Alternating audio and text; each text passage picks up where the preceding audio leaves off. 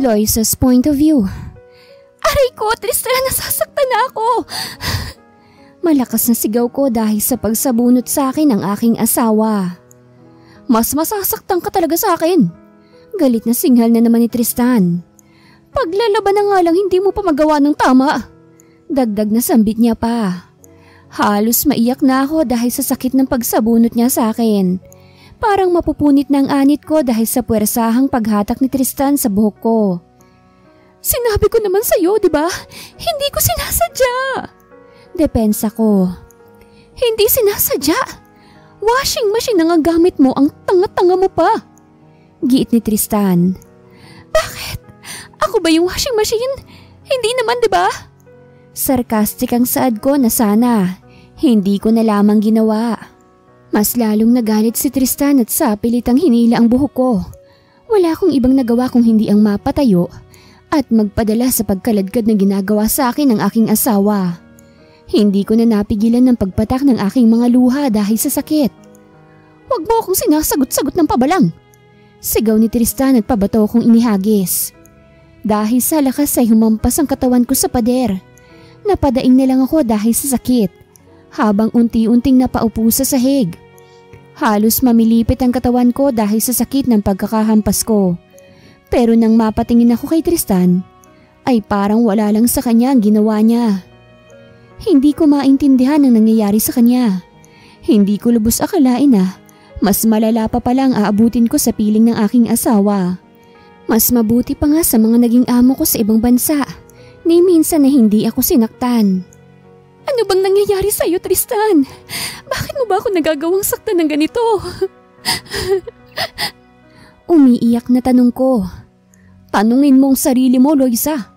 Ano bang nangyayari sa'yo? Ang tanga-tanga mong kumilos.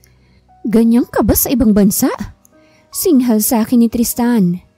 Hindi kita maintindihan. Bakit ba sa akin mo sinisisi ang lahat? Tanong ko ulit. Sa dami ng tanong na gumugulo sa isip ko, hindi ko na alam kung anong uunahin kong itanong. Basta kung ano na lang masabi ko ay yun na yun. Wala na akong pakialam kung mas magalit siya sa akin o masaktan niya pa ako. Kailangan ko lang ng mga kasagutan para sa tanong ko. Mag-isip kang mabuti, Loisa. Hindi ito mangyayari kung hindi dahil sa'yo. Sigaw ni Tristan at agad nang naglakad paalis. Napayakap na lang ako sa aking mga tuhod at nagpatuloy ng umiyak. Hindi ko na pinansin pa ang mga sigaw ni Tristan. Sa mga oras na ito ay nais ko lamang umiyak para mabawasan ang bigat ng nararamdaman ko. 1 buwan pa lamang akong nakakauwi rito sa Pilipinas at ganito na agad ang sinapit ko sa mismong asawa ko pa. Kung alam ko lang na ganito ang mangyayari sa akin, sana hindi na lang ako umuwi. Mas maganda pa ang trato sa akin ng mga amo ko sa ibang bansa kesa sa trato sa akin ng mismo kong asawa. Ano, Loisa? Tutunga ka nilang bariyan? O kulang pa bang sakit ng katawan na natamo mo? Galit na tanong ni Tristan nang muling bumalik sa pwesto ko. Baka gusto mo nang magluto. Nagugutom na ako. Singhal niya pa. Sunod-sunod akong napabuntong hininga at dali-daling pinunasan ng mga luha sa aking pisngi. Kahit na ano naman ang gawin ko ay ganito talaga si Tristan. Sana lang ay nakita ko ito noon. Dahil kung maaga kong nalaman ang ganitong ugali niya, ay baka hindi ko siya pinakasalan. Ito na, matamlay na sagot ko. Pinilit ko ang aking sarili na tumayo kahit na matinding sakit sa likod ang nararamdaman ko. Hindi ko na lang yun ininda dahil baka madagdagan pa kapag lalong nainis si Tristan. Naging mabagal ang paglakad ko papunta sa kusina dahil bawat kilos ko'y kumikirot ang likod ko. Ano bang gusto mong kainin? Tanong ko nang makapasok ako sa kusina. Abay, mag-isip ka. Kailangan mo pa ba namang itanong sa akin yan? Singhal ni Tristan. Napailing na lang ako na hindi muling nagsalita. Kinuha ko na lang ang mga pwedeng lutuin nang matahimik na ang bahay na ito. Bahala siya kung hindi niya magugustuhan ang lulutuin ko. Tumagal ng halos 1 oras ang pagluluto ko. Nang matapos ay inihain ko na rin to agad sa lamesa. Naglagay na rin ako ng mga pinggan at agad na nagsandok ng kakainin ko. Bakit eto na naman ang niluto mo? Hindi ka na ba nagsasawa sa sinigang? Inis na sambit ni Tristan. Ako ba niloloko mo? Iritableng sagot ko. Tinatanong kita kanina kung anong gusto mong kainin pero nagalit ka lang. Ngayong nakapagluto na ako't lahat na, galit ka na naman. Dagdag na reklamo ko pa. Huwag mo akong sinisigawan, Loisa. Galit na saad ni Tristan. Kung ayaw mong kumain, wag mo.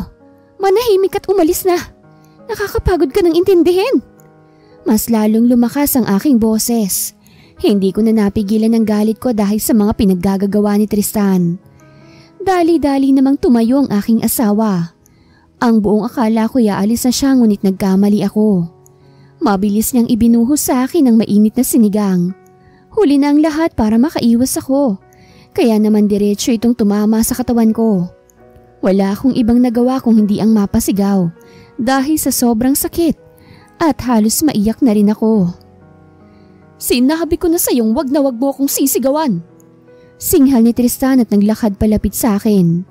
Napaigdad na lang ako nang hapitin niya ang aking buhok at pilit na iniharap ang mukha ko sa kanya.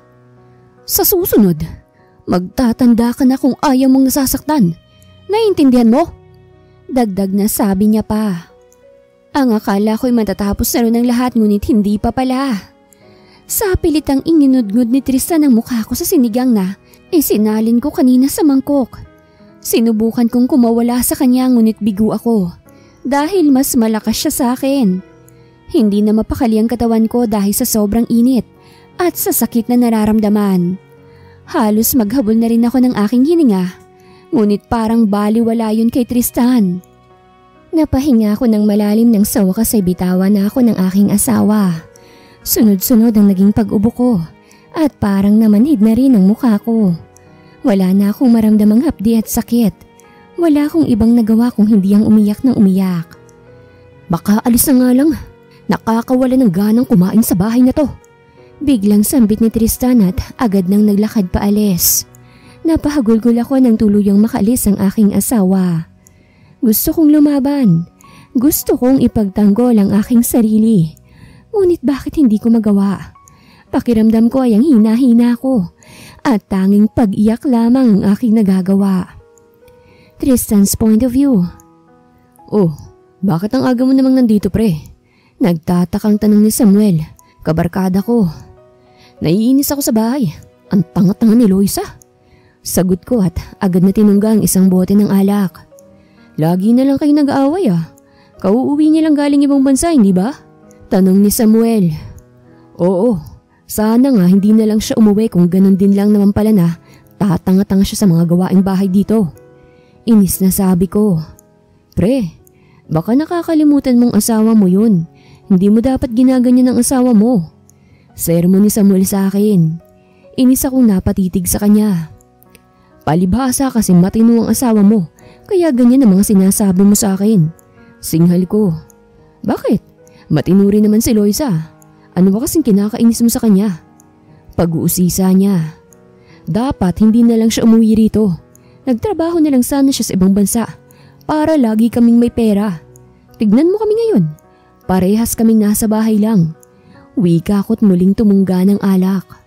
Eh bakit hindi ka magtrabaho para sa inyong dalawa? Totally ikaw naman ang lalaki. Umiiling na sabi ni Samuel.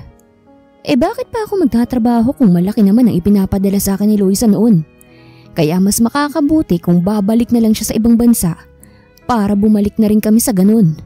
Paliwanag ko. Hindi kita maintindihan, Tristan. Dismayadong saad ni Samuel. Dapat ikaw ang kumikilos para maitaguyod ang pamilya niyo. Hindi yung inaasa mo lahat kay Loisa. Dagdag na sabi niya pa. Wag mo na nga akong pinakikialaman. Kung gusto mo magtrabaho, gawin mo. Wag mo na akong idamay dahil gusto ko lang ng maaliwalas na buhay. Depensa ko. Bahala ka. Wag ka nalang magtataka kung dumating ang araw na iiwanan ka ni Loisa dahil dyan sa pag-uugali mo. Sambit pa ni Samuel bago umalis sa harap ko't bumalik na sa pagtatrabaho. Ako? Iiwan ni Loisa? Hindi niya magagawa yun dahil mahal na mahal ako nun. Kahit nga anong pananakit na gawin ko sa kanya, hindi niya pa rin ako iniiwan. Basta siguraduhin niya lang na meron siyang sapat na ipon para sa mga bisyo ko. Hindi kami magkakaroon ng malalang problema. Nagpatuloy ako sa pagtungga ng alak. Hindi ko na namalayan ng oras at Inabot na pala ako ng tanghali rito sa bar. Pero wala akong pakialam. Gusto ko na lang uminom na uminom hanggang sa malasing ako. Loisa's point of view. Loisa, ayos ka lang ba? Nag-aalalang tanong sa akin ni Amelia. Nang umalis kanina si Tristan ay bigla na lamang napasugod si Amelia dito sa aming bahay. Dahil katabi lang namin ang bahay nila. Dinig na dinig pala niya ang gulo na nangyari sa amin ni Tristan kanina. Kaya naman nang makita ni Amelia na umalis ang aking asawa, ay dali-dali na rin siyang pumunta rito. Hindi ko na alam, Amelia. Sagot ko't agad na napaiyak. Walang ibang nagawa si Amelia kung hindi ang mapayakap sa akin habang marahang hinahagod ang aking likod. Hinayaan ko naman ang aking sariling umiyak ng umiyak sa bisig ng aking kaibigan. Sinaktan ka na naman ba ng asawa mo? Tanong sa akin ni Amelia. Huwag ka nang sumagot dahil halata naman. Dagdag na sabi niya pa. Ano nang gagawin ko? Naguguluhan na ako, Amelia. Luha ang tanong ko. Sinabi ko naman kasi sa'yo na iwanan mo na yung asawa mo habang meron ka pang nakatagong ipon. Huwag mo nang hintayin na maubos yan dahil ikaw lang din ang mahihirapan magsimula ng bagong buhay. Sermon sa akin ni Amelia. Kung kailangan mo ng tulong, narito lang naman ako. Handa akong tulungan ka basta't magsabi ka lang. Dagdag na sabi niya pa. Mariin akong napailing. Hindi ko alam kung kakayanin ko, Amelia. Si Tristan lang ang meron ako. Sambit ko. Pilitin mo, Loisa. Mabubuhay ka naman kahit wala si Tristan eh. Pero baka hindi ka na magtagal na buhay kung mananatili ka pa rito. Wika ng aking kaibigan. Palalanan ng palalang mga ginagawa sa'yo ng asawa mo. Hindi ka ba natatakot na baka isang araw tuluyan ka na lang niyang mapatay? Sambit pa ni Amelia. Aminado naman ako na may pagkakataong natatakot na ako sa asawa ko. Lalo na kapag galit na ito. Naisip ko na rin naman na baka mas grabe pang magawa sa akin ni Tristan dahil sa labis na galit. Pero kapag iniisip ko naman na aalis na ako ay parang hindi ko kaya. Loisa, makinig ka sa akin ha. Huwag mo nang hintayin na may mangyaring masama sa iyo bago ka pa magkaroon ng lakas ng loob. Payo ni Amelia. Napatitig ako sa aking kaibigan. Huwag ka mag-alala, hindi naman siguro aabot sa ganun. Sagot ko at bahagyang ngumiti sa kanya. Huwag mo nalang kalimutan na narito lamang ako kapag kailangan mo ng tulong. Bilin pa ni Amelia. Sunod-sunod akong tumangot, muli siyang niyakap ng mahigpit. Saglit pang nanatili si Amelia sa bahay bago na pagdesisyon ng umuwi dahil baka maabutan pa siya ni Tristan na nandito sa bahay. Nang makaalis naman ang aking kaibigan, ay naisipan ko munang pumunta sa aming kwarto para makahiga at makapagpahinga. Hanggang ngayon ay kumikurot pa rin ang likod ko, pati na rin ang mga paso sa katawan at mukha ko. Sinubukan kong pigilan ang pagpatak ng aking mga luha, ngunit nabigo lang din ako. Hinayaan ko na lang ang aking sarili na umiyak ang umiyak hanggang sa nakatulog na ako. Tristan's point of view. Hindi ko na alam kung anong oras ako nakauwi kagabi. Basta't nagising na lang ako na narito na ako sa kwarto namin ni Loisa. Ngunit wala siya sa tabi ko. Kahit masakit ang ulo ko'y dali-dali pa rin akong bumangon upang dumiretso sa banyo para maghilamos. Nang matapos ay agad ako lumabas ng kwarto at naglakad papunta sa kusina. Loisa, ipaghanda mo nga ako ng kape. Malakas na sigaw ko. Wala akong narinig na sagot pero nakarinig ako ng tunog ng mga tasa. Kaya naman nakakasigurado akong narinig ni Loisa ang sigaw ko. Tatamaan na naman siya sa akin kapag nagtanga-tanga na naman siya. Anong gusto mong almusal? Tanong ni Loisa na makapasok na ako sa kusina. Hindi ako agad sumagot. Dumiretso ako sa lamesa at naupo habang hinihintay siyang matapos na gawin ang kape ko. Ikaw na bahala. Sambit ko. Ayan ka na naman, Tristan eh. Tapos mamaya magagalit ka kapag hindi mo nagustuhan ang ihahain ko sa'yo. Reklamo ni Loisa. Mabilis na nag-init ang aking ulo at huwag ka nang sumasagot, Loisa. Umayos ka. Masakit ang ulo ko, baka hindi kita matansya. Pagbabanta ako sa kanya. Hindi na sumagot si Loisa. Nang nilapag ang kape sa harap ko ay bumalik na siya sa may lababo at Agad nag-asikaso ng lulutuin. Napatitig na lamang ako sa imahe niyang nakatalikod. Bigla akong nakaramdam ng init at hindi ko na napigilan ang sarili ko na maglakad palapit kay Loisa at marahas siyang yakapin. "Tristan, ano bang ginagawa mo? Nasasaktan ako." Reklamo ni Loisa. "Huwag kang puro reklamo." Singhal ko't nagpatuloy sa marahas na paghalik sa kanyang leeg. Mas lalo ko pang hinapit ang katawan ni Loisa palapit sa akin at narinig kong mahina niyang pagdaing dahil sa sakit. Binaliwala ko naman yun at nagpatuloy lang sa aking ginagawa. Pinaglandas ko ang mga kamay ko sa katawan ni Loisa. Ramdam kong panginginig niya ngunit hindi ko yun pinansin. Nagulat na lamang ako nang bigla akong itulak ni Loisa palayo. Inis akong napatitig sa kanya. "Ano ba?" Galit na tanong ko. "Itigil mo na yung ginagawa mo, Tristan." Seryosong sabi ni Loisa. "At ano namang masama sa ginagawa ko? Mag-asawa naman tayo. Baka nakakalimutan mo." Singhal ko. "Wala akong oras para sa mga ganyan. Marami pa akong inaasikaso." Sagot ni Loisa. Mas lalo akong nakaramdam ng inis. Dali-dali akong lumapit sa kanya at walang pagdadalawang isip na itinulak siya papunta sa pader. "Wala kang karapatan na tumanggi sa mga gusto ko dahil ako ang asawa mo." Sagot ko. Muli kong inumpisahan ang paghalik sa leeg ni Loisa. Naramdaman ko pa ang mga kamay niyang sinusubukan akong itulak palayo. Kaya agad ko itong kinuha at hinawakan ng mahigpit. Sinubukan pang magpumiglas ni Loisa ngunit dahil sa malakas ako sa kanya ay nabigo siya. "Huwag mo nang pahirapan ng sarili mo, Loisa. Mabilis lang naman to." Nakangising sabi ko. "Pwede ba, Tristan? Irespeto mo naman ako." Sigaw ni Loisa. Nagulat na lamang ako nang bigla niyang sipain ng pagitan ng hita ko. Agad akong napasapo roon dahil sa labis ng sakit na gumuhit sa aking katawan. Halos mamilipit na ako sa sakit dahil sa ginawa ni Loisa. Nang makabawi ay walang pag-aalinlangang hinila kong buhok ni Loisa. Dahil sa labis na galit, hindi ko na napigilan ang sarili ko na masuntok ang mukha ni Loisa. Hindi lang isang beses, hindi rin dalawa. Nagsunod-sunod na yun hanggang sa makakita na ako ng mga dugo sa kamao ko at sa mukha ni Loisa. "Sinabi ko naman sa'yo, di ba? Huwag ka nang kumontra." Inis na sambit ko. "Kung kanina pa lamang pinagbigyan mo na ako, hindi na sana tayo aabot sa ganito." Dagdag na sabi ko pa. Tanging pagdaing lamang ni Loisa ang naririnig ko. Kaya naman napagdesisyonan ko na ang bitawan ng buhok niya. Parang lantang gulay na bumagsak si Loisa sa sahig habang patuloy ang pagdurugo ng kanyang mukha. Ano bang nagawa ko sa'yo? Bakit ginagawa mo to?" Hirap na tanong ni Loisa habang umiiyak.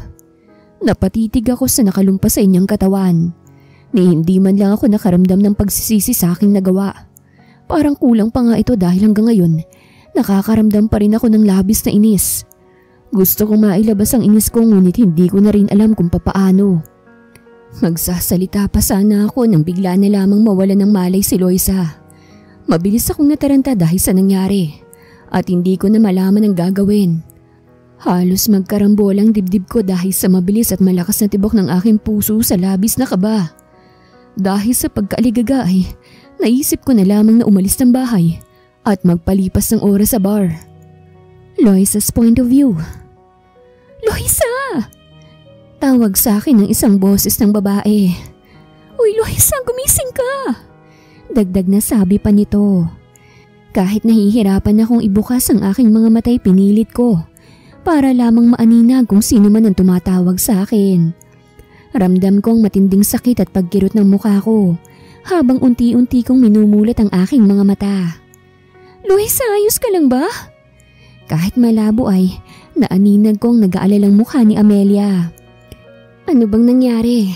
Bakit naman ganito kung mag-alala si Amelia?" Napatungo na lamang ako at bahagyang nagulat nang makita kong kulay pulang likido na nagkalat sa sahig. Para akong lantang gulay na hirap kumilos at magsalita. Maging ang paningin ko'y nanlalabo pa rin hanggang ngayon. "Loisa, magsalita ka naman!" Muling sabi ni Amelia. Agad akong napabaling ng tingin sa kanya at hindi ko na itago ang aking pagtataka. Ano bang nangyari? Bakit nandito ka? Nangihinang tanong ko. Ikaw ang dapat tanungin ko kung ano bang nangyari. Bakit naman ganyan ang itsura mo? Naiiyak na sambit ni Amelia. Napaigdad naman ako dahil sa sakit nang mapakunot ang aking noo. Ano ba kasing sinasabi mo? Nagtatakang tanong ko. Tingnan mo nga yung itsura mo. Halos pumutok na yung mukha mo't naliligo ka na rin sa sarili mong dugo. Awang-awang sambit ni Amelia. Doon ko naalala ang nangyari kanina. Ang galit ni Tristan at ang bawat suntok na ginawa niya sa mukha ko. Nanumbalik sa katawan kong sakit sa bawat pagtama ng kamao ni Tristan sa aking muka. Hindi ko na napigilan ang aking sariling mapahagulgol. Naramdaman ko na lamang ang pagyakap sa akin ni Amelia na umiiyak na rin.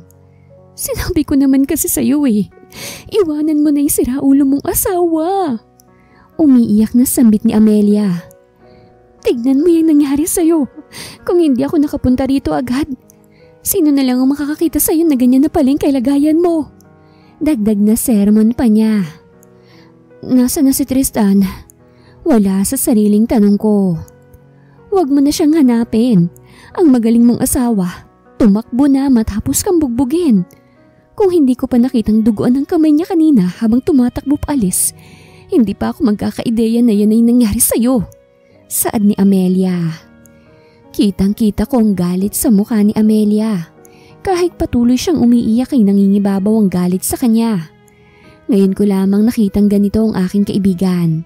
Kahit naman matagal na siyang naiinis kay Tristan ay ngayon lang to nangyari. Parang anumang oras ay handa siyang makipagsuntukan kay Tristan dahil sa labis niyang galit. Hindi ko maitatangging naisip ko kanina na katapusan ko na. Kakaibang takot ang naramdaman ko kanina habang sinusuntok ako ni Tristan. Para bang wala na siya sa katinuan at wala na siyang pakialam kung mapatay niya ako. Parang hindi na siyang asawa na nakilala ko at hindi ko man lang malaman kung ano na bang nangyari sa kanya. Tulungan mo ko, Amelia. Utal-utal na sabi ko. Ako nang bahala sa'yo. Sinserong sagot niya. Dadali na muna kita sa ospital para maipagumot yung mga sugat mo. Dagdag na sabi niya pa. Hinayaan ko siyang alalayan na kung makatayo hanggang sa makalabas ng bahay at makasakay sa kotse niya. Nanatili akong tahimik na umiiyak habang nasa biyahe. Hindi ko maiwasang magsisi sa naging desisyon ko. Sana noon pa lang ay nakinig na ako kay Amelia. Hindi sana hahantong sa ganito. Ilang araw na rin akong nanatili sa ospital. Wala pa akong balita kay Tristan simula nang gawin niya sa akin to. Hindi na rin ako dumiretso sa bahay namin dahil tinulungan ako ni Amelia na maghanap ng pansamantalang matitirhan. Si Amelia na rin ang kumuha ng mga gamit ko sa bahay at ang sabi niya hindi niya naabutan dun si Tristan. Hindi na ako nagtanong pa dahil ayaw ko na rin munang pag-usapan ng kahit na ano tungkol sa kanya. O ano, kamusta ka naman dito? Biglang tanong ni Amelia. Ayos naman, tipid na sagot ko. Kamusta naman yung mga sugat mo? Tanong niya ulit. Minsan sumasakit pa pero kahit papano, hindi na katulad ng dati. Sagot ko. Napatitig sa akin si Amelia. Kitang-kita ko ang awa sa kanyang mukha. Maging ako man ay naaawa sa aking sarili matapos sa mga nangyari. Halos gabi-gabi ako umiiyak at may mga pagkakataon pa na bigla na lang ako makakaramdam ng takot dahil sa pag-akalang may susuntok sa akin. Loisa, huwag ka sanang mawawalan ng pag-asa. Kailangan mong lumaban at magpatuloy. Tandaan mo yan. Bilin sa akin ni Amelia. Napabuntong hininga na lamang ako. Alam ko naman yun, Amelia. Huwag ka mag-alala dahil pinipilit ko namang magpatuloy. Sagot ko. Naramdaman ko na lamang ang kamay ni Amelia na hinihimas ang balikat ko. Bahagyang nabawasan ang lungkot na nararamdaman ko dahil sa kanya. Si Amelia ang nagsisilbing sandalan ko ngayon at hindi ko alam kung anong mangyayari sa akin kung wala siya. Basta't lagi mo ring tatandaan na nandito lang ako para sa'yo. Sambit muli ni Amelia. Napangiti naman ako dahil sa sinabi niya. Maraming salamat. Saad ko. Hindi ko na napigilan ng sarili kong yakapin siya. Sa lahat ng naitulong niya sa akin, ay kulang pang pagyakap at pasasalamat ko para mabayaran siya. Kung wala siguro si Amelia, wala na rin ako. Dahil sigurado akong hindi ko alam kung anong gagawin ko sa ganitong sitwasyon. Walang anuman, ngiting sagot ni Amelia. O paano, mauna na muna ako at may asikasuhin pa ako sa bahay. Paalam niya pa. Sige, mag-iingat ka ah. Sagot ko naman. Pinanood ko si Amelia na maglakad palabas ng bahay. Nang tuluyan na siyang makaalis ay napatulala na lamang ako. May mga pagkakataon pa rin na tinatanong ko na lang ang aking sarili kung deserve ko pa ba ang lahat ng nangyari sa akin. Wala naman akong ibang ginawa kung hindi ang mahalin si Tristan. Ibinigay ko rin ang lahat ng gusto niya at sinubukan kong unawain ang ugali niya. Pero bakit ganito pa rin ang ginawa niya sa akin? Eros point of view. Sir, may meeting po kayo ngayon. Biglang sabi ng sekretarya ko na makapasok siya sa aking opisina. Okay, saglit lang. Sagot ko naman. Agad kong iniligpit ang mga gamit ko sa lamesa. Nang masiguradong wala nang nakakalat ay agad rin akong lumabas ng aking opisina. Saan nga palang meeting na ito? Takang tanong ko. Sa Dreams Cafe po, malapit lang siya rito, mga 30 minutes na biyahe lang po. Sagot naman ni Shaira. Okay, good. Pagkatapos i-cancel mo na mga susunod kong schedules. Gusto ko munang umuwi para makapagpahinga. Sagot ko. Tumango naman si Shaira bilang tugon at nagdiretsyo na sa paglalakad palabas ng kumpanya. Sumunod naman ako sa kanya at nang makalabas kami ay naghihintay na ang kotse ko sa harap. Si Shaira nang nagsabi sa driver ko kung saan kami pupunta. Nanatili naman akong tahimik sa buong biyahe. Sa hindi maipaliwanag na dahilan ay parang pagod na pagod ako ngayong araw na ito. Nasa opisina lang naman ako maghapon pero kakaibang pagod na nararamdaman ko. Sir, nandito na po tayo. Biglang sabi ni Shaira. Nagulat pa ako nang magsalita siya ngunit agad rin akong bumaba ng kotse. Dumiretso na ako papasok at hinayaan si Shaira na hanapin ang table na pinareserve niya para sa meeting. Good afternoon, Sir Eros. Bati ng isang may katandaang lalaki. Good afternoon, Mr. Nakamoto. Nakangiting sagot ko naman. Nang makaupo kaming lahat ay nagsimula na si Shaira na ipaliwanag ang tungkol sa mga pagmimitingan namin. Nanatili akong nakikinig at kung may tanong si Mr. Nakamoto na hindi masagot ni Shaira, ay ako na ang sumasagot. Naging maayos naman ang aming meeting. Naging matagumpay rin yun dahil nakuha namin si Mr. Nakamoto na bagong investor ng kumpanya ko. Bago umalis ay napagdesisyonan na rin namin kumain muna. Maganda ang cafe na yun at sayang naman kung hindi namin matitikman ang mga pagkain. Here's your order, sir. Napatulala ako sa babaeng waiter na nag-abot ng order ko. Bigla na lamang bumilis ang tibok ng aking puso nang makita ang babae. Kakaiba ang ganda niya at mas nangingibabaw pa yon kapag ngumingiti siya. Salamat. Wala sa sariling sambit ko. You're welcome, sir. Maglalakad na sana palayo ang waiter nang bigla akong hawakan ng kamay niya. Gulat na napalingon sa akin ng babae. Maging ako hindi ko alam kung bakit ko ba hinawakan ng kamay niya. Pero wala na akong pakialam doon. Ang mahalaga, napigilan ko siyang makaalis. Anong pangalan mo? Nahihiyang tanong ko. Kunot noong napatitig sa akin ng babae na para bang nagtataka siya sa tanong ko. Ako po si Loisa. Utal-utal na sagot niya. Hindi ko napigilan ang aking sariling mapangiti. Ang ganda naman ng iyong pangalan. Kasing ganda mo. Nakangiting sambit ko. Agad na mula ang mukha ni Loisa dahil sa sinabi ko. Huli na ang lahat para maitago niya yon. Salamat po. Nahihiyang sagot ni Loisa. Binitawan ko ng kamay niya at hindi niya pa rin magawang makatingin sa akin ng diretsyo.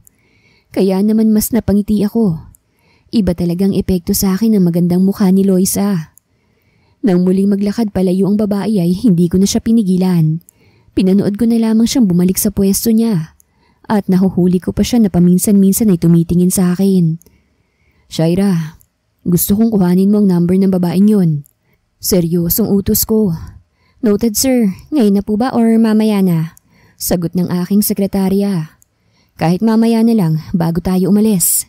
Nakangiting sagot ko. Tumango naman si Shaira bilang tugon at nagpatuloy na sa pagkain.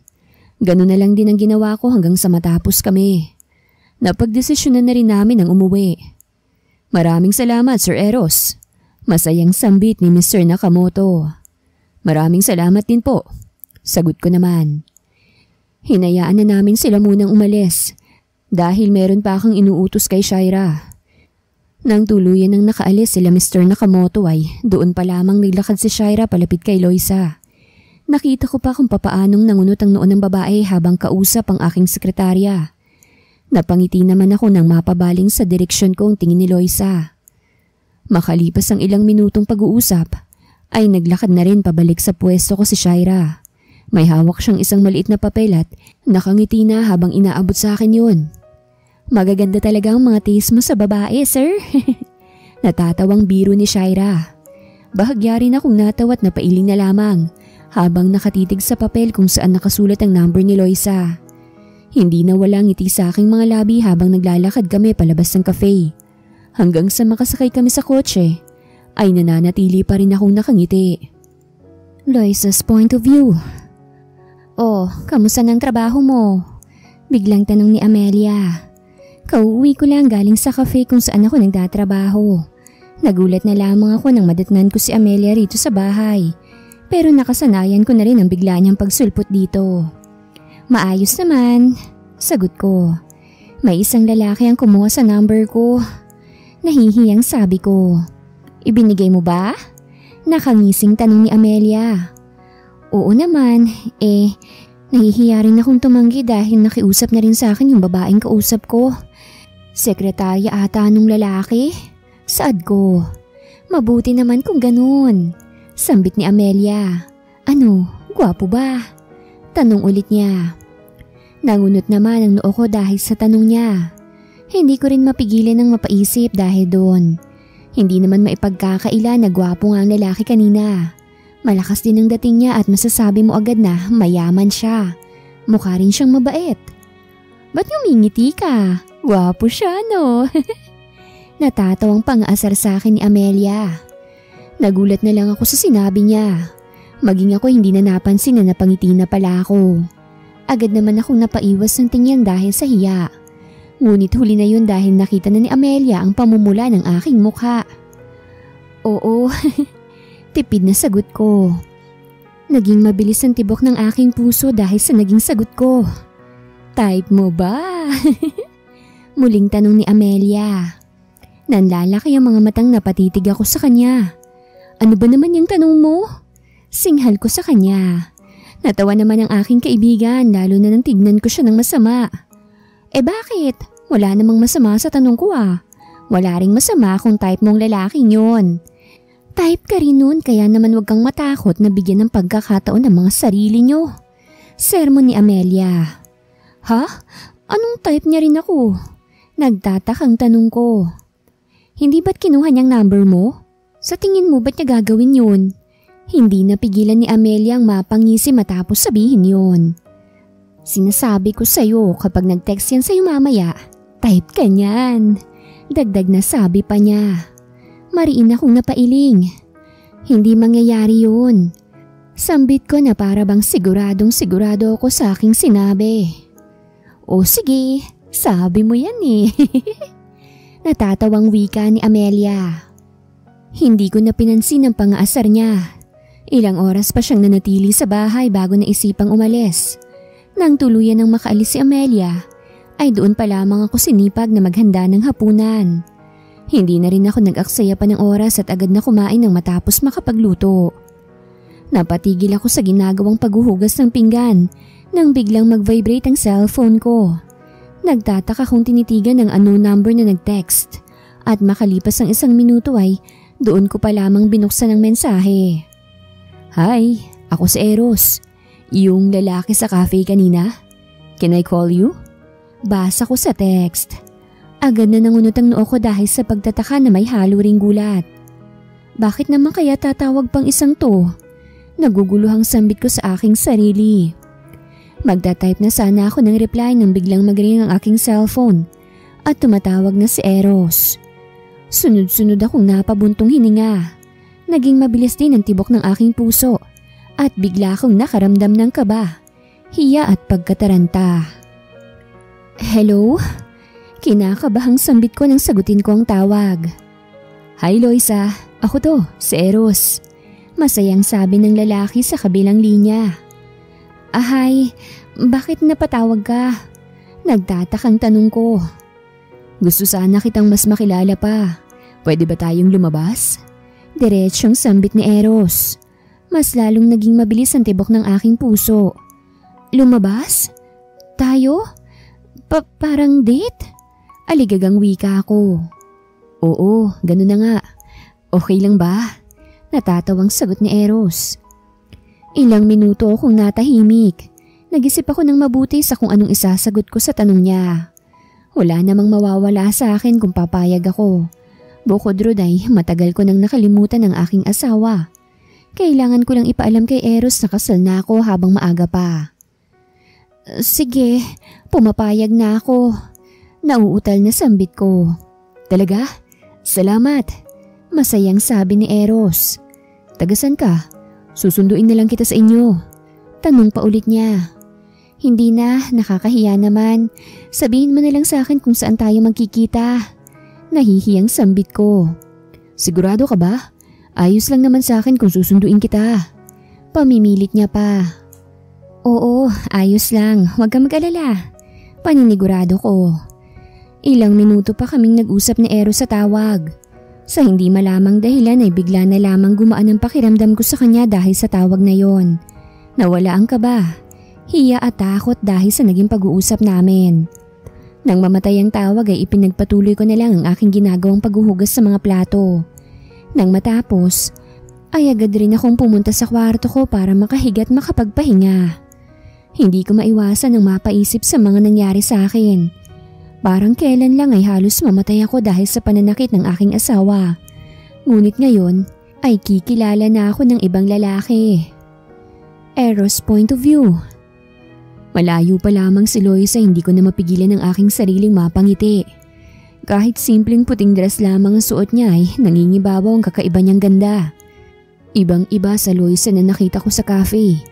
Dahil ngayon ay nag-ayos siya kahit hindi naman kailangan. Hi! Nakangiting bati ko nang makalapit siya sa table kung nasan ako. Napatayo na rin ako para makipagkamay sa kanya. Ang ganda mo.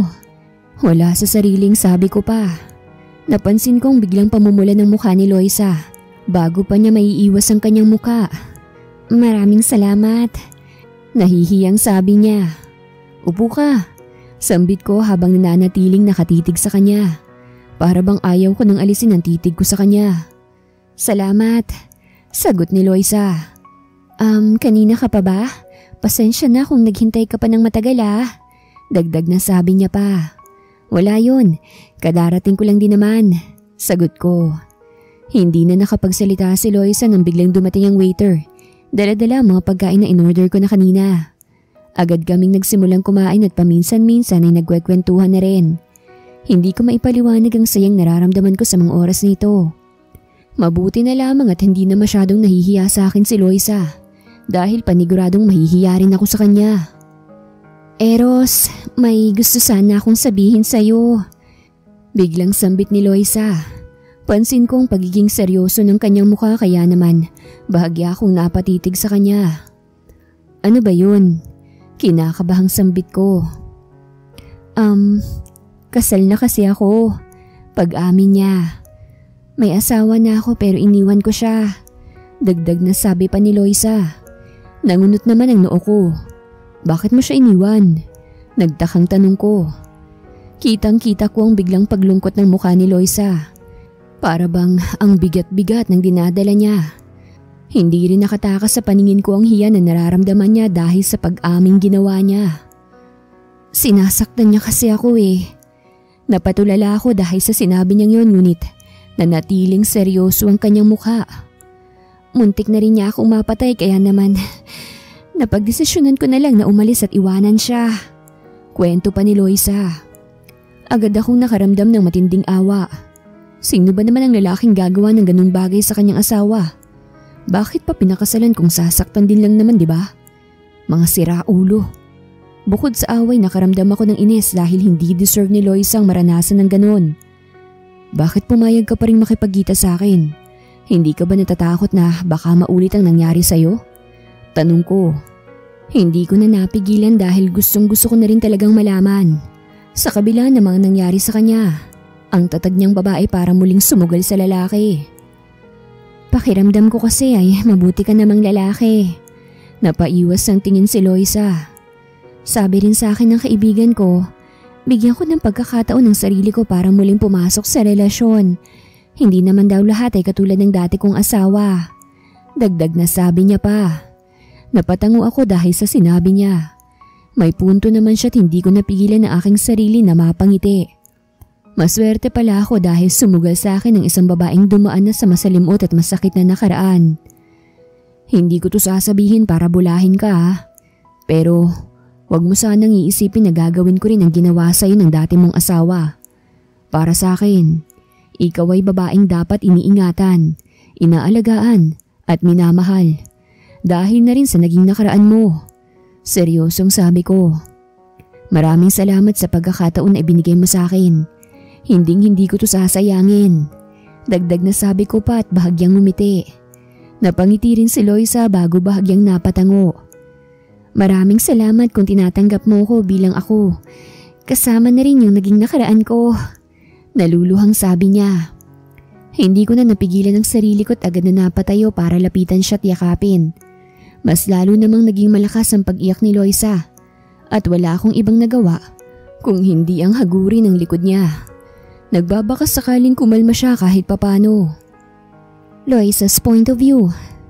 Ilang buwan na rin akong nililigawan ni Eros. Wala naman akong nakikitang problema. Ang totoo nga niyan ay napatunayan ko pang mabait nga talaga si Eros. Maalaga, mapagmahal at matulungin. May mga araw na tinatanong ko na lang ang sarili ko kung deserve ko bang lalaking katulad ni Eros. May mga araw naman na natutuwa na lamang ako dahil may isang Eros na dumating sa buhay ko. Oh, bakit natutulala ka yan? Natatawang tanong sa akin ni Eros. Wala naman, may naisip lang ako. Sagot ko. Eros, di ba matagal ka nang nanliligaw sa akin? Biglang tanong ko pa. Nakita ko kung papaanong nawala ang mga ngiti sa kanyang muka at biglang naging seryoso. Oo, bakit? Kinakabahang tanong niya. Gusto ko lang sabihin na sinasagot na kita. Nakangiting sambit ko. Agad nanlaki ang mga mata ni Eros. Talaga ba? Masayang sabi niya. Mukha ba akong nagbibiro? Natatawang sagot ko. Dali-daling lumapit sa akin si Eros at binalot ako ng kanyang mahigpit na yakap. Hindi ko napigilan ang aking sarili na mapangiti dahil sa labis na saya. Siguro, ito na rin ang magiging bagong simula ng aking buhay pag-ibig. Anong kaguluhan to? Biglang sigaw ni Amelia na kapapasok pa lang sa aking bahay. Agad namang napabitaw sa pagkakayakap sa akin si Eros at nahihiyang napatingin sa aking kaibigan. Malakas naman ang naging pagtawa ni Amelia dahil sa inasta ni Eros. Hanggang ngayon ba naman nahihiya ka pa rin sa akin, Eros? Natatawang tanong ni Amelia. Pasensya na. Sagot naman ni Eros na bahagyang napakamot sa kanyang batok. Oh, napabisita ka? Nakangiting tanong ko. Sumabay ka na sa amin na magtanghalian. Dagdag na sabi ko pa. Kaya nga ako pumunta rito para makikain. Natatawang sambit ni Amelia. Ako nang maghahanda ng lamesa. Pagpipresenta ni Eros. Hinayaan na lang namin siya at naiwan naman kami ni Amelia sa sala. Biglang nawala ang ngiti sa labi ng aking kaibigan at napalitan yun ng pagkaseryoso. Loisa, may gusto sana akong sabihin sa iyo eh. Biglang sabi ni Amelia.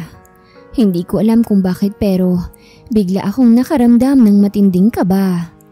Ano ba yun? Kinakabahan naman ako sa'yo. Sambit ko. Hinahanap ka sa akin ng magaling mong asawa. Wika ni Amelia. Parang tumigil ang oras sa paligid ko nang marinig yon. Malakas ang naging kabog ng aking dibdib na para bang sasabog na ito. Ang tagal ng panahon ang nakalipas. Bakit naman ngayon pa ako nagkaroon ng balita sa hayop na yon? Pero huwag ka mag-alala dahil hindi ko naman sinabi kung nasan kay. Sambit pa ni Amelia. Mabuti naman. Nakahinga ko ng maluwag dahil doon. Ngunit hindi pa rin nababawasan ng kabang nararamdaman ko. Pero mukhang desidido kasi siyang mahanap ka. Ang laki na ng pinagbago ng hayop mong asawa, Loisa. Hindi na siya yung dating Tristan na nakilala mo. Kaya mas mabuti kung mag-iingat kayo. Bili ni Amelia. Kahit hindi naman niya sabihin ay gagawin ko talaga yon. Kung hinahanap na ako ngayon ni Tristan, ibig sabihin lang nun ay bumalik na siya sa bahay namin. Bakit naman kaya naisipan niya pang hanapin ako? Babe, handa ng tanghalian. Malakas na sigaw ni Eros na nasa kusina. Naks, babe! Pangaasar ni Amelia. Oo, papunta na. Pasigaw na sagot ko at binalingan ng tingin ng aking kaibigan. Huwag mo na nga akong asarin. Reklamo ko sa kanya. Natawa naman si Amelia habang naglalakad papunta sa kusina. Napailing na lamang ako dahil sa inasta niya. Hanggang ngayon ay para pa rin kami mga bata kung mag-asaran. Agad kaming nagsimula sa pagkain at nagkwentuhan. Hinayaan ko na lang na mag-usap sila Eros at Amelia. Tutal ay puro tungkol sa business naman ang kanilang pinag-uusapan. Mabuti na lamang at tinulungan ako ni Amelia na makahanap ng trabaho noon bago pa maubos ang perang naipon ko sa ibang bansa. Nagkaroon ako ng mapagkukuhanan ng panggastos sa pang-araw-araw at nakapag-ipon na rin ako kahit papano. Maraming salamat sa tanghalian. Mauna na ako Paalam ni Amelia. Bumisita ka ulit dito sa susunod Bilin ko sa kanya. Kahit hindi mo na sabihin, Loisa, pupunta talaga ako rito. Natatawang sagot ni Amelia. Pinanood ko ang paglalakad niya palayo at nang tuluyan na siyang mawala sa paningin ko, ay pumasok na rin ako agad. Sinalubong naman ako ni Eros at niyakap ng mahigpit. Oh, bakit? May problema ba, babe? Nagtatakang tanong ko. Wala naman. Gusto lang kitang yakapin. Natatawang sagot ni Eros. Natawa na lang din ako dahil sa sinabi niya at niyakap ko na rin siya. Ilang segundo pa kaming nanatili sa ganong posisyon bago naisipang bumitaw sa pagkakayakap. Minabuti kong maglinis ang bahay at tinulungan naman ako ni Eros. Ilang beses na rin akong kinukulit ni Eros na lumipat na sa bahay niya ngunit tumatanggi lang ako. Malapit kasi ang bahay ko sa cafe kung saan ako nagtatrabaho. Kung lilipat ako sa bahay niya, lalayo ang magiging biyahe ko papasok sa trabaho. Hindi na rin naman namilit si Eros at hinayaan na lamang ako sa desisyon ko. Napatigil ako sa ginagawa ko nang makarinig ng sunod-sunod na katok sa pintuan. Nagtataka naman ako naglakad palapit dito para buksan. Labis na gulat at kabang naramdaman ko na bumungad sa akin ang mukha ni Tristan nang buksan ko ang pintuan. Loisa, umuwi na tayo. Nagsusumamong sambit ni Tristan. Anong ginagawa mo rito? Aligagang tanong ko. Paano mo ako nahanap? Dagdag na tanong ko pa. Sinundan ko si Amelia papunta rito dahil ayaw niyang sabihin sa akin kung nasan ka. Paliwanag ni Tristan. Umuwi na tayo sa bahay, Loisa. Bumalik ka na sa akin. Pagmamakaawa niya. Hindi. Tipid na sagot ko. Hindi ko pa nakakalimutan ang lahat ng ginawa mo sa akin, Tristan. Hindi ko yun makakalimutan. Singhal ko pa. Unti-unti na ring lumalakas ang boses ko dahil sa galit na nararamdaman ko. Hindi ba't sinabi ko na sa'yo noon pa? Tawag na wag mo kong sinisigawan. Galit na singhal ni Tristan. Hindi ko na itago ang gulat sa aking mukha. Kanina lamang ay para siyang maamong tupa na nagmamakaawa sa akin na bumalik. Tapos ngayon ay galit na kagad siya. May saltik yata yung isang to Sumama ka na sa akin sa ayaw mo o sa gusto. Sambit pa ni Tristan. Hindi nga ako sasama sa'yo dahil alam kong hanggang ngayon hindi ka pa rin nagbabago. Hindi ka na magbabago, Tristan. Kaya wag ka nang umasa pa na babalik pa ako sa'yo. Sigaw ko sa kanya. Mas lalo namang ikinagalit ni Tristan yon. Akmang hahawakan na niyang braso ko para hilahin na may pumigil sa kamay niya. Nang lingunin ko kung sino yon, ay si Eros pala't seryoso ang kanyang mukha. Ano sa tingin mong ginagawa mo? Mababakas ang galit sa boses ni Eros. Ngayon ko lamang siya nakitang ganito.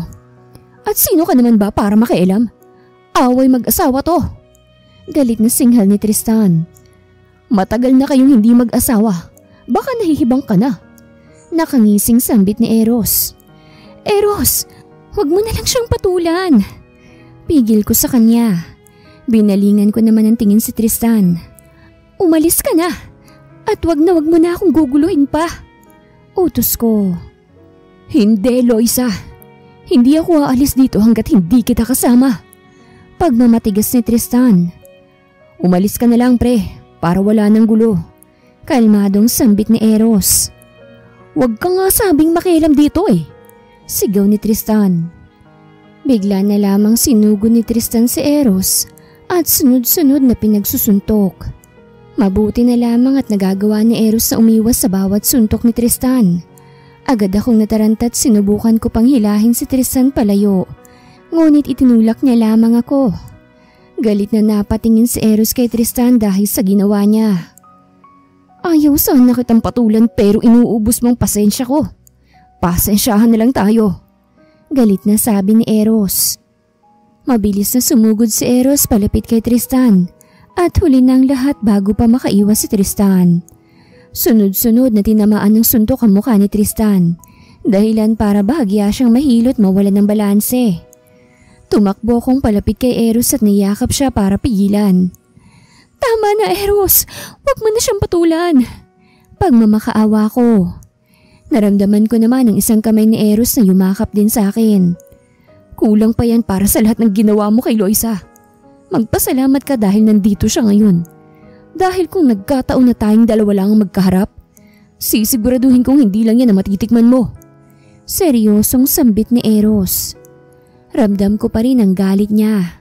Hindi ko naman napigilan ang aking sarili na kabahan dahil baka kung ano pang patutunguhan ang away na ito. Dahan-dahan namang tumayo si Tristan at galit na tumitig sa akin. Siya ba? Siya bang ipinalit mo sa akin? Inis na tanong niya. Wala ka ng pakialam doon at wala rin akong dapat na ipaliwanag sa'yo.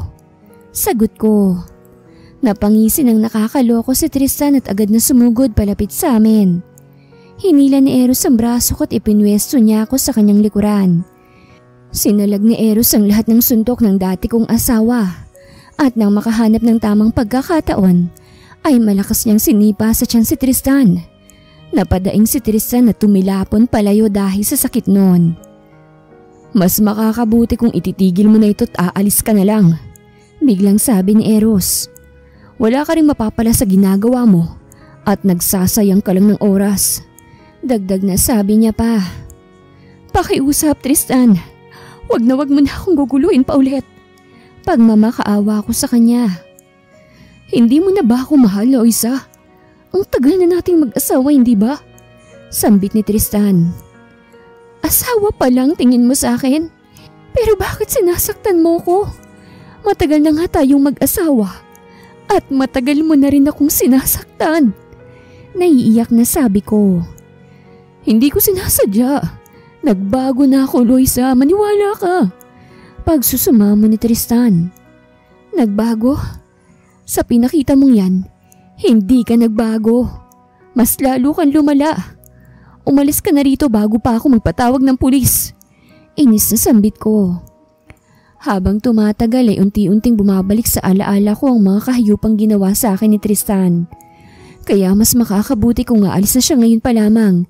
Habang kinikilala ko pa siya bilang isang tao. Loisa naman, bumalik ka na sa akin.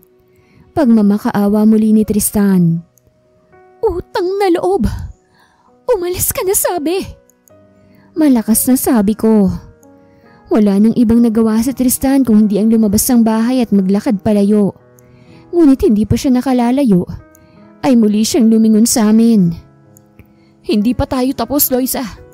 Tandaan mo yan. Hindi pa tayo tapos. Malakas na sigaw ni Tristan. Naramdaman ko na lamang ang mga bisig ni Eros na bumalot sa akin. Kahit papano'y pakiramdam ko. Ligtas ako dahil alam kong kasama ko na si Eros. Ngunit hindi ko pa rin maiwasan ang makaramdam ng takot at kaba. Dahil baka bumalik pa rito sa bahay si Tristan. Dahil sa nangyari ay napagdesisyonan ko na lamang na pumunta muna sa kwarto para makapagpahinga. Sumunod naman sa akin si Eros at nahiga na rin sa aking tabi. Niyakap niya ako ng mahigpit nang mapansin niyang pag-iyak ko. Hindi ko mapigilan ang pagbagsak ng mga luha ko ngayong sunod-sunod na pumapasok sa isip ko ang lahat ng ginawa sa akin ni Tristan. Mabuti na lamang at kasama ko si Eros at hindi niya ako pinabayaan.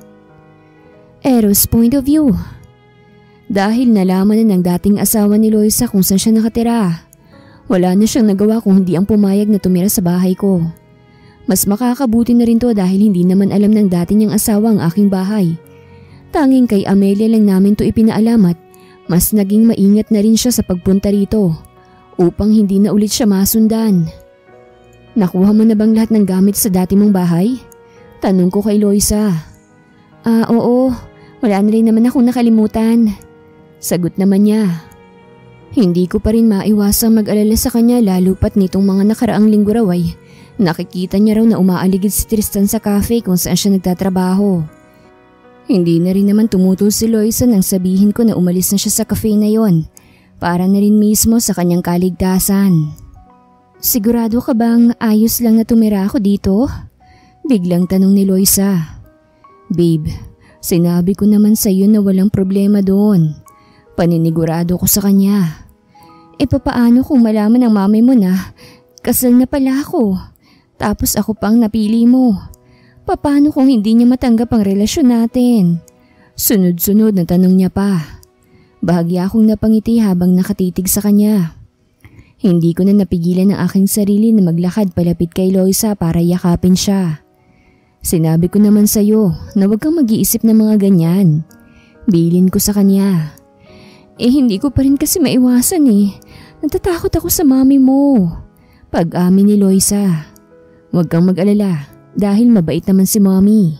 Nakangiting sabi ko. Magsasalita pa sana si Loisa nang bigla siyang matigilan at mapatitig sa bandang likod ko. Para siyang nakakita ng multo at kahit ang kumurap hindi niya magawa. Eto na ba si Loisa? Napalingan ako nang biglang magsalita si Mommy na kapapasok lang sa bahay. Nakangiti akong naglakad palapit sa kanya at agad na yumakap. Siya nga po, Mommy. Sagot ko. Magandang araw po. Nahihiyang bati ni Loisa. Tawagin mo na lang akong Mommy. Madalas kang naikakwento sa akin itong anak ko. Natatawang sambit ni Mommy. Po? Gulat na bulalas ni Loisa. Napabaling pa siya sa akin ng tingin at halatang pagtataka sa kanyang mukha. Sabi ko naman sa iyo mabait yang si Mommy. Mahinang bulong ko nang makalapit ako kay Loisa. Uunahan na kita, Loisa. Huwag kang mag-alala. Dahil hindi ako narito para husgahan ka o ang nakaraan mo. Naikwento na sa akin lahat ni Eros. At huwag mo sanang iisipin na kukontra ako sa relasyon niyo. Nakangiting sabi ni Mommy. Maging ako ay napangiti na lamang din. Kaya tiwala ako na hindi kami magkakaproblema kay Mommy. Dahil alam kong napakabait niya. Isa pa, maunawain din si Mommy. Nang mapalingon ako kay Loisa, ay kita kong pagpahid niya ng kanyang pisngi. Umiiyak ka ba? Nag-aalalang tanong ko. Hindi, masaya lang ako. Tanggi ni Loisa kahit patuloy pa rin sa pagbagsak ang kanyang mga luha. Natawa naman ako dahil doon. Masaya rin ako para sa atin. Masayang sabi ko't niyakap siyang muli. Nanatili si Mommy sa bahay hanggang sa magtanghalian. Dito na rin siya kumain ng tanghalian at tinulungan pa kami mag-ayos sa mga gamit sa bahay. Siyempre, hindi ako nakaligtas sa mga sermon niya kung bakit ganito ang itsura ng bahay ko. Mauuna na ako, anak. Loisa, ikinagagalak kong makilala ka, ha? Pagtiyagaan mo sanang anak ko. Natatawang sambit ni Mommy. Mommy naman, parang batang maktul ko. Nagtawanan lamang sila Mommy at Loisa dahil sa inasta ko. Nang tuluyan ng makaalis si Mommy ay napagdesisyonan namin na pumunta muna sa sala para manood at magpahinga. Hanggang ngayon ay hindi pa rin ako makapaniwala na kasama ko na ngayon sa bahay ang babaeng pinakamamahal ko. Ilang buwan pa lamang ang nakakalipas simula nang makita ko si Loisa sa cafe. Pero para bang ang tagal-tagal na naming magkasama. Kakaibang sayang nararamdaman ko sa tuwing makikita kong nakangiti si Loisa. At handa akong gawin ang lahat para lang maging masaya siya araw-araw. Loisa's point of view. Halos 6 na buwan ang nakakalipas. Masaya naman ang naging pagsasama namin ni Eros. Mas lalong naging maalaga at maasikaso sa akin si Eros. At ni minsan, hindi ko naramdaman ang mga nararamdaman ko noon kay Tristan. Ayoko mang ikumpara pero hindi ko maiwasan. Loisa, biglang tawag sa akin ni Amelia. O bakit? Nagtatakang tanong ko. Kasalukuyan akong nagluluto nang dumating siya kaya naman hindi ko maiwasan ng magulat. Bukod ron ay para bang nagmamadali siyang nakapunta rito sa bahay dahil hinihingal pa siya. Nabalitaan mo na ba? Tanong niya sa akin. Nangunot naman ang noo ko dahil sa labis na pagtataka. Ang tungkol saan naman? Sagot ko. Nakulong si Tristan. Sambit ni Amelia. Hindi ko alam kung matutuwa ba ako o maaawa dahil sa nalaman ko. May parte sa akin na nakahinga ng maluwag dahil ngayon ay masisiguro ko nang wala ng Tristan na aaligid sa akin. Pero hindi ko pa rin maiwasan ang maawa dahil sa sinapit niya. Bakit daw? Panguusisa ako. Illegal na droga. Nahuli ng mga pulis kanina. Kwento pa ni Amelia. Napailing na lamang ako. Hindi na rin ako gaanong nagulat pa doon dahil noon pa man ay meron na akong ideya na gumagamit si Tristan ng ganon. Wala na rin naman ako magagawa dahil batas nang magpaparusa sa kanya. Hayaan mo na siya. Kasalanan niya rin naman yun eh. Sambit ko. Naks, naka-move on na. Masayang masaya ka na talaga ngayon ah. Pangaasar sa akin ni Amelia. Hindi ko naman napigilan ng aking sarili na matawa. Dahil kung tutuusin, ay tama naman ang sinabi niya. Masaya na talaga ako ngayon at wala na akong pakialam sa nakaraan ko. Matagal ko nang ibinaon sa limot ang lahat ng mga nangyari. Dahil kung hindi ko gagawin yun, ay ako lang din ang mahihirapan. Isa pa'y kasama ko naman si Eros na araw-araw ipinararamdam sa akin ng mga bagay na hindi ko naramdaman noon. Oh, ang ngiti mo, baka mapunit na yung pisngi mo. Natatawang biro pa ni Amelia. Inggit ka lang dahil hanggang ngayon ay mag-isa ka pa rin. Pabirong ganti ko sa kanya. Ayan, ganyanan. Baka nakakalimutan mo akong tumulong sa'yo ah. Kunyaring nagmamaktol na singhal ni Amelia. Parehas kaming natawa sa aming biruan. Halos araw-araw ay nagpapasalamat ako sa magagandang nangyayari sa buhay ko ngayon. Maging kay Amelia nagpapasalamat ako dahil isa siya sa mga tumulong sa akin para marating ang tahimik at masayang buhay ko ngayon. Nagpatuloy ako sa pagluluto at tinulungan na rin ako ni Amelia. Nang matapos ay sabay na kaming nagtanghalian dahil mamayang gabi pa naman ang uwi ni Eros galing sa kumpanya. Wala na nga akong ibang mahihiling pa dahil para sa akin, kontento na ako sa kung anumang meron ako ngayon. Loisa, hindi niyo babalak magkaroon ng anak ni Eros? Biglang tanong ni Amelia dahilan para masamid ako. Ano ba namang klaseng tanong yan? Natatawang reklamo ko. O bakit? Anak lang naman ang tinanong ko ah. Umiiling niya sambit niya. Ang totoo hindi ko rin alam. Si Eros ang bahala doon. Sagot ko. Basta wag mo kong kalilimutang gawing ninang ah. Natatawang wika ni Amelia. Aba syempre naman. Alam ko kayang marami kang pera. Biro ko. Mas marami pa rin kayong pera ni Eros no? Singhal ni Amelia. Nagpatuloy ang kwentuhan at asara namin ni Amelia hanggang sa matapos kaming kumain. Ilang oras pang nanatili sa bahay si Amelia hanggang sa mapagdesisyon ng umuwi. Nang makauwi na si Amelia ay minabuti ko na munang mahiga sa sofa dahil bigla akong nakaramdam ng pagod. Hindi ko na rin namalayan na nakatulog na pala ako. Eros point of view. Shaira, naibili mo na ba yung bulaklak na ibinilin ko sa'yo?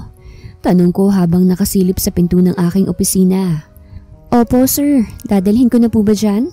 Tanong ni Shaira. Hindi na, dadaanan ko na lang dyan mamaya. Sagot ko. Muli akong pumasok sa loob ng aking opisina para imisin ang mga gamit sa aking lamesa. Nang matapos ay inayos ko naman ang aking sarili at nang makontento ay agad na ring lumabas. Dumiretso ako palapit sa mesa ni Shaira at inabot naman niya sa akin ang mga bulaklak na pinabili ko. Ngayon ang second anniversary namin ni Loisa at first birthday rin ng aming anak. Habang naglalakad palabas ng kumpanya ay nanatili akong nakatitig sa hawak kong bulaklak at nakangiti. Hindi pa rin ako makapaniwala sa mga nangyayari at walang paglagyan ng sayang nararamdaman ko. "Sir, saan po tayo?" Tanong ng driver nang makasakay ako sa kotse. "Sa bahay na po," nakangiting sagot ko. Agad namang nagmaneho ang aking driver. Ilang minuto lang din ang itinagal ng aming biyahe at nakarating na rin kagad sa bahay. Mas lalong lumawak ang aking mga ngiti nang salubungin ako ni Loisa. "Ang aga mo naman yata ngayon, babe." Nakangiting sambit ni Loisa.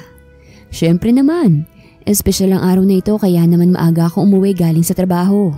Natatawang sambit ko. "Tara na sa loob, nakahanda ng mga niluto ko." Wika ni Loisa. Sabay kaming pumasok sa loob. Naroroon na rin sa loob si Amelia.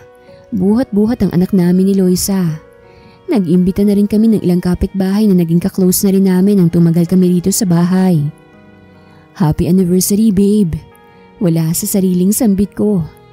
"Happy anniversary rin, babe." Sagot naman ni Loisa. Hindi na ako nagdalawang isip na halikan siya sa kanyang labi. Parehas kaming nakangiti nang bumitaw kami sa mga halikat na patitig sa isa't isa. "Hoy, itigil niyo na yan at kumain na tayo." Biglang sigaw ni Amelia. Bahagya akong natawa dahil doon, samantalang umiiling naman si Loisa na napatingin sa kanyang kaibigan. "Hawak ba namin ng mga pagkain?" Pabirong singhal ni Loisa. "O di bahala kayo riyan, kakain na kami rito no?" Natatawang sambit ni Amelia. Wala na rin kaming ibang nagawa kung hindi ang lumapit sa kanila para sabay-sabay na kaming kumain. Habang pinagmamasdan kong masayang mukha ni Loisa, ay hindi ko rin maiwasang mapangiti. Hanggang ngayon, iba pa rin ang dulot sa akin sa tuwing makikita kong nakangiti si Loisa. Huwag mo masyadong titigan, hindi naman mawawala yan." Biglang sabi ni Amelia. Nabalot ang tawanan ng aming kusina dahil sa naging biro ni Amelia. Napakamot na lang ako sa batok dahil sa bahagyang hiya, pero hinayaan ko na. Hindi ko lubos maisip na magiging ganito kasayang pamilya ko. Ni hindi pa nga pumapasok sa isip ko noon na magkakaroon ako ng girlfriend. Mabuti na lang at nakilala ko si Loisa. Wala akong pagsisisihan sa mga naging desisyon ko sa buhay. Loisa's point of view. "Babe, thank you sa lahat." Biglang sambit ko. "Wala ka namang dapat na ipagpasalamat. Alam kong alam mong mahal na mahal kita at ginagawa kong lahat ng to hindi lamang para sa iyo o para sa akin, kung hindi para sa pamilya natin." Nakangiting sabi ni Eros. "Tandaan mo, susundan pa natin si Stacy." Pabirong sabi niya pa. "Ikaw talaga, puro kakapilyuhan." Singhal ko't bahagyang natawa. Nagulat na lamang ako nang bigla akong yakapin ni Eros ng mahigpit. Nakasanayan na niyang gawin to bago matulog. Minsan pa nga'y natutulog na siya habang nakayakap sa akin. Ganito ka-sweet si Eros, lalo na kapag kaming dalawa lang. "Hindi ka naman ba nagsisisi na ako ang pinili mong makasama?" Wala sa sariling tanong ko. "Bakit naman ako magsisisi? Alam mo bang simula nang makilala kita, nagkaroon na ng kulay ang buhay ko? Kahit itanong mo pa kay mami." Natatawang sambit ni Eros. "Kailan pala bibisita rito ang mami mo? Sigurado akong excited na naman siya makasamang apo niya." Wika ko. "Hindi ko rin alam pero alam mo naman yang si mami. Magugulat ka na lang, nandyan na pala siya sa labas." Sagot ni Eros. Parehas kaming natawa ng malakas. Nang hindi na muling magsalita pa si Eros ay naisipan ko na ring matulog. Hindi ko naman mapigilan ang aking sarili na mapabuntong hininga at mapatitig sa kisame. Minsan ay tinatanong ko ang aking sarili kung anong mangyayari sa akin kung hindi ko pinansin noon si Eros. Darating ba sa ganitong buhay ko kung wala si Eros? Sigurado kung hindi. Kaya wala akong ibang ginawa kung hindi ang mahalin at alagaan si Eros. Gusto kong maramdaman niya kung gaano ako kaswerte na nakilala ko siya. Nagpapasalamat din ako dahil nagkaroon ako ng lakas ng loob noon para umalis sa bahay. Kung nagpatalo ako sa takot ay baka kung ano nang inabot ko sa mga kamay ni Tristan. Wala na rin akong balita kay Tristan bukod sa nakulong siya. Wala na rin akong pakialam dahil masaya at tahimik na ang buhay ko ngayon. Isang bagay na araw-araw ko ring ipinagpapasalamat. Wakas,